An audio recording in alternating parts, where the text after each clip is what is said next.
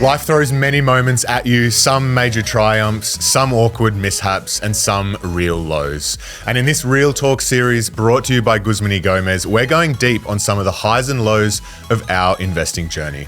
Welcome to Equity Mates Investing Podcast. My name is Bryce, and as always, I'm joined by my equity buddy, Ren. How are you going? I'm very good, Bryce. Very excited for this episode. Loving this series. We're getting real.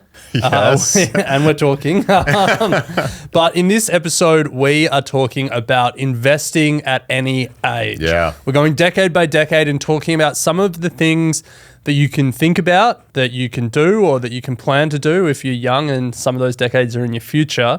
But the key message that we want to get across is whatever your age, it's never too late to take control of your money and secure your financial future. So keep it real and eat a burrito. Love that. All right, we're going to start with our 20s, Ren, which is all about building your foundations. If you're in your 20s, you're thinking about investing, I think the main thing to realize is that you are in a very good place. Yes. Time is on your side. We got a question not too long ago, which was like, I'm investing and I'm 22 and I feel like I'm behind. And the important thing to stress here is if you're in your 20s and you're thinking about money in this way, you're very far ahead. Absolutely. In your 20s, it's, as you said, it's about building your foundations. I think there's probably no more important foundation to a solid investing house or solid financial house than clearing out bad debt. Yeah, big time. That's where a lot of these conversations need to start. What do we mean by bad debt? Consumer debt, any debt with an incredibly high interest rate on it and debt that is not being used to invest or build an asset. What don't we mean by bad debt? Good debt. Well, I think mortgage is a good debt. Yeah, not a lot of 20-year-olds have mortgages, but for me, in your 20s, it's HECS. Yeah. Question we get often is like, should I be focusing on paying off HECS/HELP debt? Yeah. Our answer is no. Our answer is it's only indexed to inflation. Generally, inflation is lower than it's been in the past few years. It might rise 1 to sometimes 3% a year. Your expected return on investments is a lot higher than that. And so each dollar that you have a choice over paying off HECS or putting to work in an investment, your expected long-term return will be better investing that money. So pay off bad debt, your credit card debt, car loans, that kind of stuff. Ideally try and avoid it if you can, because I look back on my time in my 20s and the amount of time and money I spent trying to pay off my consumer debt from university was a bit of a handbrake. Like if you can avoid it, you're going to set your foundations up even more. Definitely. Okay, so number one foundation, get rid of bad debt or avoid bad debt entirely. What's next? Second foundation is to get your emergency fund sorted. This is where you review your expenses and you try and build a cash buffer that covers 2, 3, 4, up to 6 months of your expenses. Now, you might be at uni, you might be living at home, whatever it may be, but try and get in the habit at least of building that buffer and an emergency fund. Because if you have that, then you're less likely to rely on consumer debt for emergencies. You're less likely to draw on savings for emergencies. You know that you're going to be covered for any sort of like large cash requirement that comes up. Yeah, my rule of thumb, and it's obviously different for different people, is start by getting to 1 month emergency fund. That's a big milestone, tick that off. Then build it out to 3. If you're in an insecure type of work, like you're a freelancer or a contractor, and so the likelihood of you being without work for a period of time, then you maybe start thinking about getting it to 4, 5, 6. Yeah. If you feel like you're in a pretty secure job or you're in an industry where if you lose your job, it won't be too long before you get another job, then you can probably be comfortable at 3 months and start thinking about some of these other foundations. The next one, the one that we get most excited about, invest early. Invest early. I mean, if you get to this point, huge tick. I guess the important thing is what to invest in here, because if you are investing, your time horizon is on your side. That's the biggest thing, the biggest superpower you have, decades of investing. Yeah, arguably we did the episode the wrong way around, but if you're wondering what to invest in, episode 1 of this series, we spoke about how we would start investing in these globally diversified index ETFs, and we shared a couple of tickers that we would think about in that previous episode. But I think putting it in something that is growth. If property is realistic for you at this point, then like there's nothing wrong with saying property over stocks. But in our minds, the majority of people listening, property isn't realistic. No. So for us, it's start with the stock market, start in something that is not defensive, so not buying fixed income or bonds, something that is like 100% stocks that you can just buy regularly each time you get paid. That's going to hold you in good stead. Absolutely. So that's your 20s. Yes. Get your foundation sorted. Oh, hold on. There's one other thing. So the highest leverage thing you can do in your 20s is maximize the amount you're going to get paid over your career. Definitely. Getting the skills, the qualifications, the certifications, the degrees, whatever it is. Obviously, maximizing your salary and your earnings potential now will hold you in good stead over time because just naturally you'll have more money to invest and the like. Yeah. So hustle for that promo. Seriously. I mean, the quicker you can get to it before your 30s, like, yeah, get that income stream flowing. Yeah. Big time. Alrighty, so that's the 20s. Foundation sorted and hopefully in a spot where you can start investing small amounts of money once you leave uni and get into your job.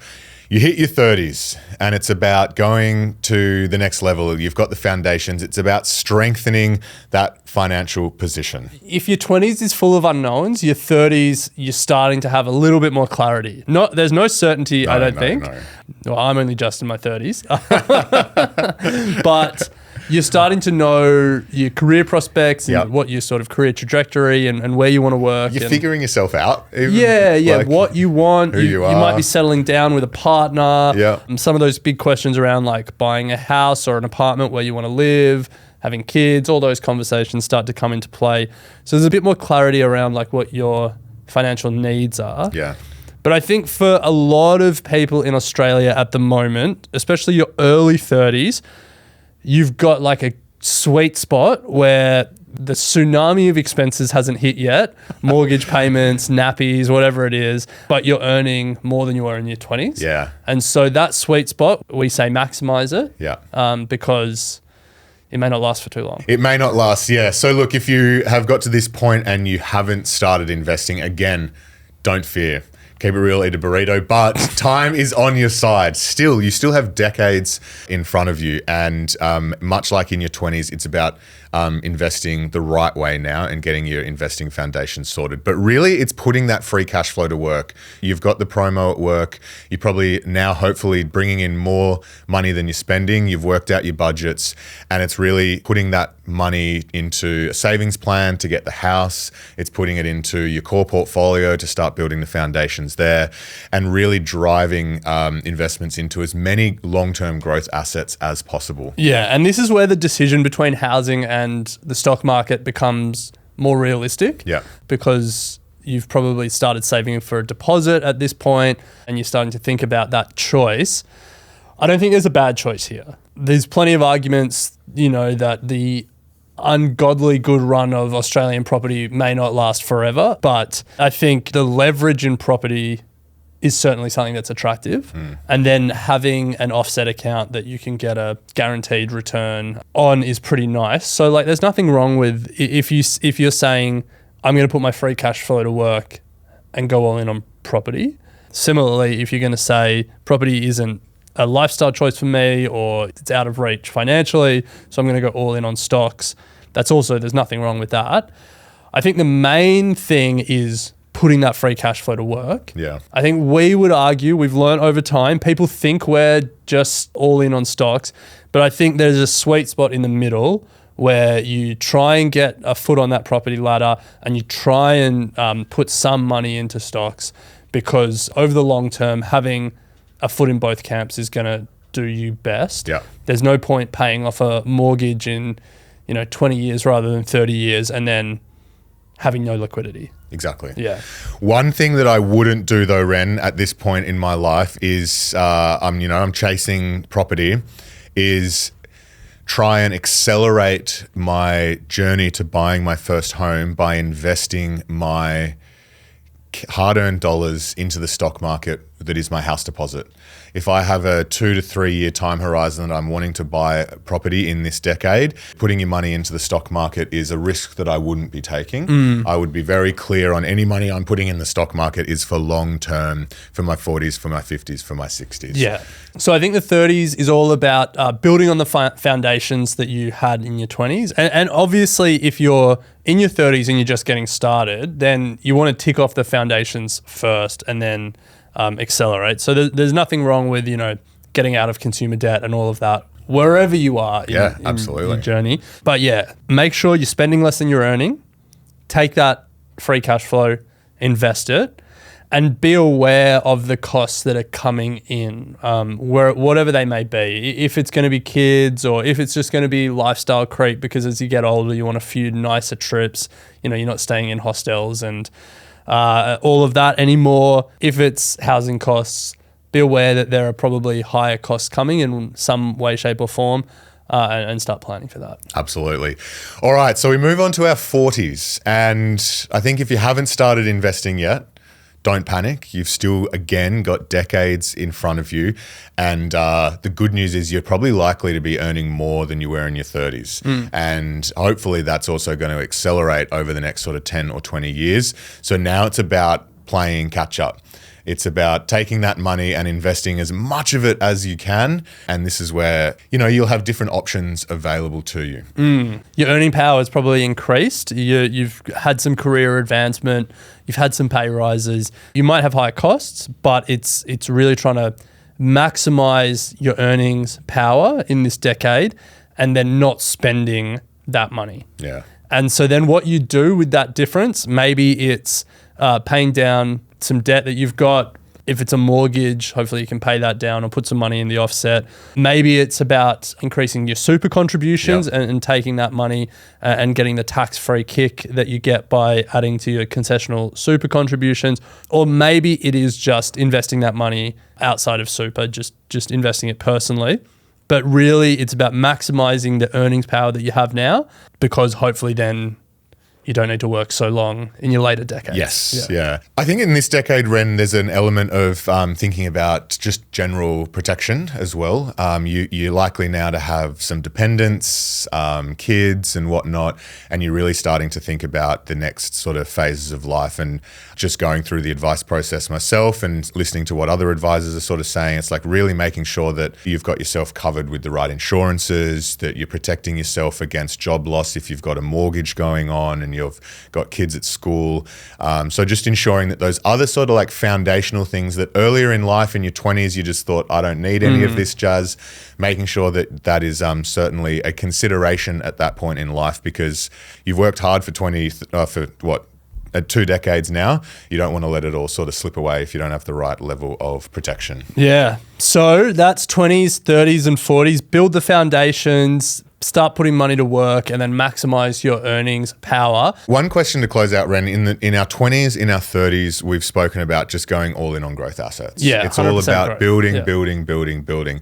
Do you personally think that changes when you hit your 40s? It's interesting that you asked, do I personally? So let's start with perhaps the more like financial planner answer, which is start upweighting the defensive assets. And you might start seeing sort of in your 40s, you should be like 75% growth, 25% defensive. Yeah. There's this rule of 110, which I've spoken about on the show before, which is, it's like a financial planning rule that you take 110 and subtract your age, and that is the percentage of your portfolio that should be in growth assets. So if you're 40, 110 less 40 is 70, so you should be 70 growth, 30 defensive. Yeah. I have previously said on the show that I think it should be the rule of 140. And that's kind of my view now. Okay. Because people think about 65 as like the end. The end. Yeah. Or, 60 even. But for me, it's like retirement now is a multi-decade time. And the idea that you want to get to 0% growth, 100% defensive at 60 is great if you've got a heap of money. But I think for a lot of people, they still need some growth to get them to 80 or 90 or, people, 100 these days. Absolutely. For me, in my 40s, when I'm thinking about my time horizon being when I'm 80 rather than my time horizon being when I'm 60, I started to think, all right, well, that's still 4 decades of, like if the market crashes 50%, I've got time to recover. Yeah. Because you asked how do I personally think about it, I would say, you still want to be 80, 90% growth. Like if you were like, I want to be 100% growth, I would understand that. All the power to you. But I think the financial planning answer is probably like 75-25. A little bit. Yeah. What do you reckon? Yeah, I'm of the same view. Like, I understand why financial planners at this point tell you to start thinking defensively. That's their job. I think they're always a little bit more conservative than we would just be personally. Because that's sort of their job. But I'm with you. I think like focusing too much on defensive at this age, you're leaving a lot on the table. Yeah. And I think if you're in your 40s, again, as we've said at the top, you're still probably at not even at peak earnings capacity yet. So your ability to just pour money in if you needed to should lend itself towards still an aggressive mindset. Yeah. And it obviously depends, if you've got shorter term goals, like medium term goals that you are investing towards, then maybe the volatility will kill you, or maybe like a market crash, you won't have time to wait for a recovery. Yeah. But if you are truly long term in your thinking, and this isn't money you're going to need to draw on in the short or medium term, and you've got a multi-decade time horizon, we know the story of the stock market is a story of resilience as new businesses and new companies and new technologies emerge, get listed on the stock market, drive the market forward. There has never been a dip in history that wasn't worth buying. There's never been a dip in history that the stock market hasn't recovered from. History may not be a good guide, but it's been a pretty reliable indicator so far, and it's an indicator that I would continue to rely on personally to stay pretty aggressive with my portfolio. Absolutely. Well, we're going to take a breather, keep it real, and eat a burrito, all thanks to Guzman y Gomez. So, Bryce, much like your portfolio, with a Guzman burrito, you can make it your own. And what was that? Big time. Okay. And I've got some stats here across all states and territories that Guzman is in. Yep. The extras that people can add to their burritos are remarkably similar. Really? The top 4 additions in each state and territory are the same. So without looking, I want to see if you can guess them. Guac's got to be one. Guac is number 1 in every state and territory. Yeah, that's a no-brainer. No-brainer. I'm biased. Although I actually think you don't add guac, add sauteed vegetables, and then you get the guac for free. Yeah, but then you also have sauteed They're vegetables. Epic. They're so good. Fair call. Okay, guac is the number 1. Number 2 would be sour cream. Sour cream, number 2 in every state. Look, I'm biased. Number 3, I've got to go double protein of some description. No, so you got to be more specific, but you're right. Okay, so extra chicken is yep. either number 3 in every state or territory, but South Australia, where it's number 4. Love that. Everyone getting their protein. So extra their chicken. Macros. So then what's this one is either 4th in every state, 3rd in South Australia. An addition. Yeah. Oh, some sort of sauce. Yeah, that is, like the jalapeno salsa. No. Oh, the smoky chipotle. You're close. It's chipotle mayo. Chipotle mayo. Nice. Okay. Well, if you want to make your burrito your own, grab the GYG app. You get a free burrito when you join their Gomex rewards program. You can get it delivered to your door with no service fee through the app. So wherever you are on your investing journey, keep it real, eat a burrito. And I'm getting so hungry doing these ads, but let's keep moving. We're into our 50s now, Ren. We're starting to think about the transition towards retirement. Maybe you've hit fire, but at this stage, you're really starting to, think about how can I make the most of the wealth that I've built over the last decades, ensure that I protect that and can retire on my terms. But you still, again, 30, 40 years in front of you. Yeah, well, I think you're starting to think about what the third act in your life looks like. And so in your 50s, it's about being specific around what you want that to be, and then understanding what assets you've built over time, and then what are the trade-offs you need to make to bridge the gap between what you have now and what you want that third act to look like. Yes. And then there might have to be some give and some take in those goals and those aspirations. But yeah, it's now about planning for the next stage. And so now it's about transitioning that asset mix even more to a little bit more defensive, taking some risk off the table, less growth assets, more defensive. It's also starting to think about more income strategies that are around your super and transition to retirement strategies, things you can do there. Maybe it's about freeing up cash from downsizing your place if you've had kids and they've left, or anything like that. But it's starting to think about, what are those assets that I can free up? Where can I create income? And so those are some of the conversations you start having with your spouse or with your financial advisor or with ChatGPT. Yes. Yeah, I think importantly, there are community members in the Equity Mates community who are at this point and feel like they're so far behind. They've only just really started turning attention to investing properly into the share market. And our message again is, don't panic, because you do still have 10, 20, 30 years in front of you. But I would just be cautious here of your time horizon and your strategy. You might not want to, as you mentioned, Ren, you might not want to be plowing it all into 100% growth, because over the shorter term, if markets do drop, your ability to recover might be hampered by the time horizon that you have. Yeah. But don't panic nonetheless that you've left it too late. I think at any point in time, if you're putting money into the market in the right way, it's better than sitting there and feeling like you've just missed the boat completely. Yeah.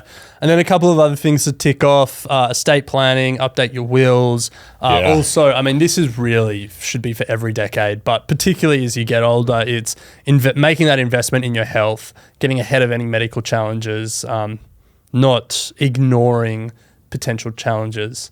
Because financially, they could cripple you as well as physically they could cripple you. Yeah. So I think that's 50s. It's all about looking forward, looking at that third act, starting to think about the planning and transition to retirement, which then I think leads quite naturally into your 60s, which is, well, your late 50s and your 60s, which is actually like pulling the trigger and enjoying life. Retiring, reaping the fruits of the labor the 40 years that you've been working. So at this point, I think it's just about preservation. You really don't want to be taking too many risks that you're going to lose the nest egg that you've built over the last 40 years, but equally keeping in mind that you could still have 20 or 30 years in front of you. And so you're really sitting down and working out what that drawdown is going to be, but also how you're going to preserve your capital, make sure there's still some in there that's going to grow over time. You've worked out what sort of income that you're going to need on a yearly basis to live the life that you want. Yeah, and then I think the last part of it, in your 60s, I mean, throughout your life, but particularly as you get older and retire, it's about sort of legacy. And that's both financial in the sense of, making sure that if there's people that you want to pass wealth on to, that you've got those plans in place. But I think it's also about passing on the knowledge that you've built up over your life. And particularly in Australia, the fact of the matter is financial literacy is going backwards. And that's not us just saying it. The government do different surveys, and the state of financial literacy is pretty grim. We don't learn about it in school. And then if you're not learning about it from your family, then that knowledge isn't passed on generation to generation. And so I think for people who are older and are listening to this podcast, the fact that you're listening to this podcast means you have knowledge that so many Australians don't have about alternative ways to build wealth outside of property, about ways you can get started with small amounts of money, about the power of compounding and how that can be a life-changing impact over time. And so for me, I think if you're older and you're listening to this, and you feel like, oh, maybe I missed the boat or didn't maximize the potential of investing, the most powerful thing you can do now is pass that knowledge on to people big time who can fully maximize the benefits of it. Well, it's never too late to get started. No matter what decade you're in, no matter what age, there is something that you can do to maximize your financial position. So remember, keep it real and eat a burrito. I will say this about investing. Everything you do learn is cumulative. What I learned at 20 is useful.